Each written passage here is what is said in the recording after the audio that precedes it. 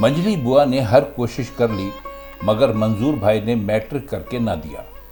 हमारी तीनों फूफियाँ बुआ कहलाती थीं, बड़ी, मंजली और छोटी। बड़ी बेचारी बेऔलाद थी, छोटी के 4 लड़के थे और चारों ही खूब लायक फायक। करते कराते क्या थे ये तो पता नहीं, मगर छोटी बुआ के घर में रुपए पैसे की खूब रेल पेल रहती थी। वो हमारे ख़ानदान की वाहिद फ़र्द थी जो जहाज़ में लाहौर से रावलपिंडी आया करती थी और हम सब बहन भाई रात गए तक उनके गिर्द बैठ के जहाज़ के सफ़र के किस्से सुना करते थे।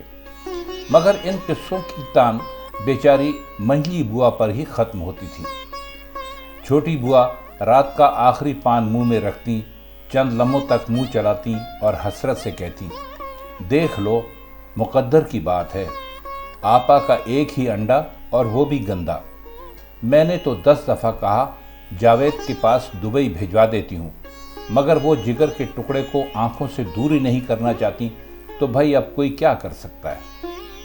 ये तो सब जानते थे कि मंजली बुआ मंजूर भाई पे जान छिड़कती थी और उनकी नालायकियों के बावजूद उन्हें आंख से ओझल नहीं होने देती थी। जब तालीम से जी उचाट देखा तो हमारे फूफा ने उन्हें शहर भर में कोई 10 जगह काम सीखने को बिठाया, मगर मंजूर भाई कभी काम में नक्स निकाल के घर लौट आते थे और कभी सिखाने वाले में। फूफा रिटायर होने वाले थे, बस 2-2.5 बरस की बात थी। मंजली बुआ को ये सोच के बड़ी तकलीफ होती थी कि मंजूर भाई के साथ के सभी लड़कों की शादियां हो गई थी और 2-4 तो बाल बच्चों वाले भी हो गए थे।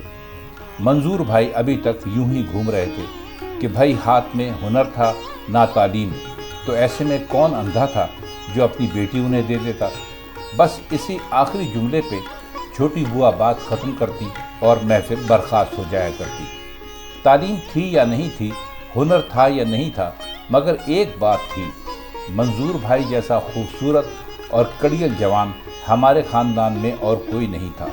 और उस पर तबीयत ऐसी पाई थी कि बुज़ुर्गों में बैठे हों या बच्चों में, सभी को खुश करके उठते थे। लिबास पहनने का करीना भी खूब जानते थे और गाते भी खूब थे।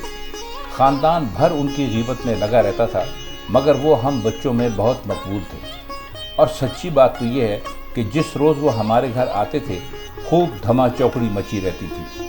अम्मा को तो खैर अब्बा के ख़ानदान का कोई भी फ़र्द पसंद नहीं था, तो मंजूर भाई कैसे होते, मगर अब्बा उनसे खूब हंसते बोलते थे और कभी कभी लगता था जैसे वो मामू भांजा ना हो, दोस्त हों। मंजूर भाई की अंग्रेज़ी की इस्तेदाद बस इतनी थी जितनी मैट्रिक में 2-4 दफ़ा फेल होने वाले किसी शख्स की हो सकती थी, मगर वो अंग्रेज़ी फिल्मों के ड्रामाई सीन अपनी जिन्नाती अंग्रेज़ी में नकल करते तो हंसते हंसते सबका बुरा हाल हो जाता। वक्त तेज़ी से गुजर रहा था, सुना था अब वो 31 बरस के हो चले थे। ये भी अजीब इत्तेफाक था कि हमारे फूफा की रिटायरमेंट के अगले रोज़ ही हमारे फूफा की मौत हो गई। मंजी बुआ को फूफा की आधी पेंशन मिलने लगी। तंगी तुर्शी तो ज़रूर हुई होगी क्योंकि आमदन आधी रह गई थी, मगर बुआ बड़ी सलीक़ेमंद थी, किसी को पता ही न चलने दिया और माँ बेटा बज़ाहिर वैसी ही ज़िंदगी गुजारते रहे जैसी कि फूफा की ज़िंदगी में गुजारा करते थे। कभी जाओ तो 2-3 किस्म के सालन और खाने के बाद मीठा, ईद बकरीद पर हम बच्चों की ईदी वगैरह। मेरी सबसे छोटी बहन की शादी हुई तो बुआ ने सोने का एक जेवर भी दिया, शायद अच्छे वक्तों की कोई निशानी रख छोड़ी हो जो भतीजी को दे दी थी। फिर मंजली बुआ भी नमूनिया के हाथों चटपट हो गई और मंजूर भाई अकेले रह गए। उनके पास कुछ नहीं था, मगर बाप से तरके में मिला हुआ घर तो था ही, चुनाचे उसे किराए पे उठा दिया और गली की तरफ खुलने वाला एक कमरा अपने लिए रख लिया। चंद रोज़ माँ के सोग में गुजारे और फिर वही हंसना बोलना, दिन भर शहर भर में दोस्तों यारों से मिलने, वाही तबाही घूमना और मगरिब के बाद वापस आना। वो अजीब तरह की ज़िंदगी गुजार रहे थे कि हाल की फ़िक्र थी ना मुस्तकबिल की परवाह। शायद किराया अच्छा मिल जाता होगा, तभी तो उनका लिबास अब भी बेदाग होता था और सिगरेट भी बढ़िया पिया करते थे। कई बरस गुजर गए, हम सभी बहन भाइयों की शादियां हो गई, सभी इधर उधर चले गए। अब आबाई घर में मैं अपने बीवी बच्चों के साथ रहता था। मंजूर भाई अब भी वही इतवार के इतवार आते, میرے بچوں کے لیے مٹھائی پھل لاتے، فلموں کی نقلیں دکھاتے اور گانے سناتے۔ میری بیوی سے انہوں نے خوب دوستی گانٹھ رکھی تھی اور وہ ان کی خاطرداری بھی بہت کرتی تھی۔ اب وہ 44 برس کے ہو چلے تھے۔ کنپٹیاں تو بہت پہلے سے سفید دکھائی دیتی تھی، اب بال بھی خاصے کھچڑی ہو چلے تھے۔ میں کبھی کبھی سوچتا منظور بھائی نے آخر اپنے لیے ایسی زندگی کیوں چنی تھی؟ وہ اکلوتے تھے، ذرا سی ہمت کرتے تو ان کے ابا انہیں اعلیٰ ترین تعلیم دلوا سکتے تھے، مگر وہ اس معاملے میں بھی بد نصیب ہی رہے۔ ہماری بوا کے لاڈ پیار نے انہیں کہیں کا نہ رکھا۔ اس دن اتوار کی چھٹی تھی اور میں سو رہا تھا کہ کسی نے بتایا کہ منظور بھائی کو دل کا دورہ پڑا تھا اور انہیں ہسپتال لے گئے تھے۔ میں بھاگم بھاگ ہسپتال پہنچا۔ وہ حشاش بشاش تھے اور ابھی تک ماننے کو تیار ہی نہیں تھے کہ انہیں دل کا دورہ پڑا تھا۔ انہوں نے مجھ سے کہا، کچھ نہیں یار، رات کہیں سے نہاری کھا کے آیا تھا، گیس ہو گئی تھی مجھے۔ ڈاکٹر بکواس کرتے ہیں، لیکن ڈاکٹر بکواس نہیں کرتے تھے۔ 12 دنوں بعد انہیں ایک دورہ اور پڑا اور منظور بھائی ہم میں نہیں رہے۔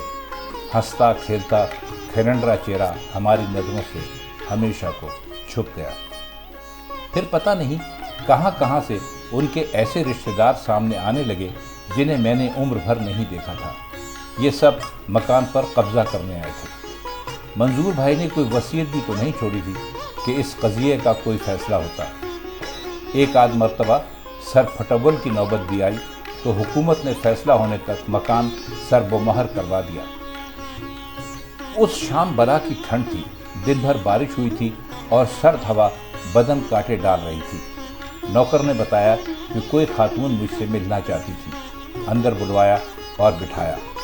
جوانی میں وہ یقیناً بہت خوبصورت رہی ہوں گی، مگر ڈھلتی عمر میں بھی ان میں ایک خاص طرح کی کشش تھی۔ وہ ہمارے لیے اجنبی تھی۔ جب نوکر چائے وائے رکھ کے چلا گیا تو انہوں نے کہا، میں منظور کے گھر کے سلسلے میں آپ لوگوں سے ملنے آئی ہوں۔ منظور خاندان بھر میں آپ ہی لوگوں کی تعریف کیا کرتے تھے۔ میں ملک سے باہر تھی، کل ہی واپسی ہوئی ہے تو مجھے ان کے انتقال کی خبر ملی، مگر کوشش کے باوجود نہ آ سکی۔ پھر انہوں نے بیگ سے کچھ کاغذات نکالے اور بولی، یہ ان کے گھر کے کاغذات ہیں۔ یہ گھر انہوں نے اپنی زندگی میں میرے نام کر دیا تھا، لیکن اب مجھے اس کی ضرورت نہیں۔ میں نے مناسب سمجھا کہ یہ آپ کو مل جائے۔ مجھے کسی مشترکہ دوست سے یہ بھی پتہ چلا کہ گھر پر کوئی جھگڑا چل رہا ہے اور حکومت نے اسے سر بمہر کروا دیا ہے۔ بہرحال مجھے آپ کو یہ امانت پہنچانا تھی تو پہنچا دی۔